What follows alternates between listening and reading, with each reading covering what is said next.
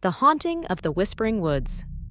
Deep in the heart of Ohio, nestled between stretches of farmland and winding country roads, lies a forest with a reputation, a place locals simply call the Whispering Woods. For decades, stories have circulated about strange occurrences there. Some dismiss them as the product of overactive imaginations, but others speak with conviction about what they've seen and heard. It was late October when Rachel, an amateur photographer with a penchant for the eerie, decided to visit the woods. She had heard the tales, but brushed them off as folklore. She craved the atmosphere, the gnarled trees, the crunch of leaves underfoot, the mist that lingered like a ghost. Armed with her camera, she ventured in just before sunset. The first hour was uneventful.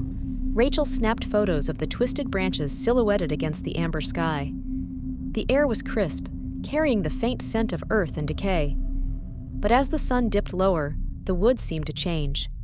The temperature dropped suddenly, and an unnatural stillness settled over the forest. No birds chirped. No squirrels rustled the underbrush. It was as if the woods were holding their breath. Rachel paused to check her camera when she noticed something odd. The last few photos she had taken were blurred, not from her own movement, but as if the scene itself had shifted. In one shot, a tree appeared to have a shadow that shouldn't have been there. She frowned and decided to move deeper into the forest, hoping to find better light before it vanished completely. As she walked, she began to feel an unsettling sensation, as though she were being watched. She spun around quickly, but there was nothing. Only trees, their trunks like silent sentinels. Yet the feeling persisted, prickling at the back of her neck. She laughed nervously, chiding herself for letting the spooky setting get to her. Then she heard it, a whisper. Faint and indistinct, it seemed to come from everywhere and nowhere all at once. Rachel froze, straining to make out the words, but they were unintelligible. She called out, "Hello? Is someone there?" Her voice sounded small and fragile in the vast silence.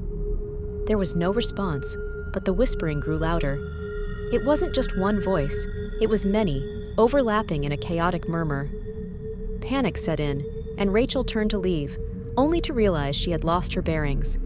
The path she had followed was gone, swallowed by the forest.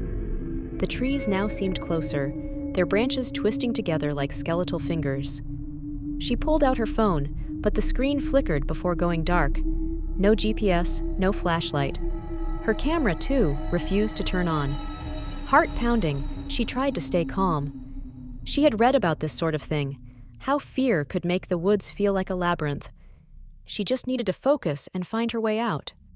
But then she saw them, shapes moving between the trees. Not animals.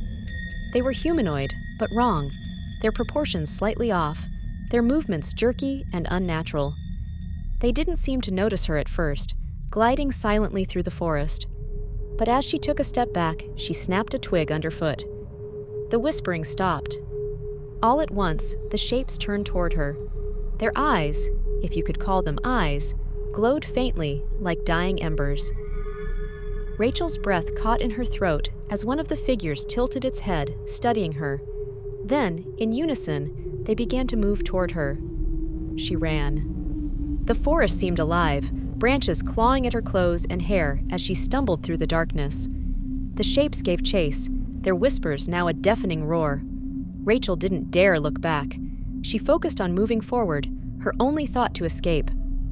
Just when she thought her lungs would give out, she burst through the tree line and onto a road. A pair of headlights blinded her, and a car screeched to a halt. The driver, an older man with a weathered face, jumped out. "Are you all right?" he asked, his voice laced with concern. Rachel could only nod, trembling and gasping for air. She glanced back at the woods, but the shapes were gone. The forest stood silent and still, as if nothing had happened. The man drove her back to town, where she recounted her story to anyone who would listen. Most dismissed her tale, chalking it up to a vivid imagination or a trick of the light. But a few nodded knowingly, their expressions somber. "You're lucky you made it out," one elderly woman said. "Not everyone does." Rachel never returned to the Whispering Woods, but she couldn't shake the feeling that something had followed her home. At night, she would hear faint whispers outside her window, and shadows seemed to move just beyond her vision. She stopped taking photos. her once beloved hobby tainted by the memory of that night. Months later, Rachel began researching the history of the woods, desperate for answers. She found stories dating back over a century, accounts of people disappearing, of sightings of the strange humanoid figures she had encountered. One tale spoke of a settler's village that had vanished overnight, leaving only the foundations of their homes and a lingering, oppressive silence. Another told of a hermit who had lived on the edge of the forest and claimed the trees themselves whispered secrets to him before he too disappeared. Her search led her to a local historian, a man named Gerald, who had spent his life collecting stories about the Whispering Woods. He showed her old maps and yellowed newspaper clippings. One article described a search party sent into the woods in 1947 after a young boy went missing. The searchers emerged days later, shaken and refusing to speak of what they had seen. "The woods don't like intruders," Gerald said, his voice low. "They've always protected whatever's in there." Rachel asked him if he thought the figures she saw were human. Gerald hesitated before answering. "They might have been once, but the woods changed things." As the weeks passed, Rachel's nightmares worsened. The whispers grew louder, no longer confined to the nights. She saw shadows in daylight, flickering at the edges of her vision. Friends began to notice her unease, her withdrawal.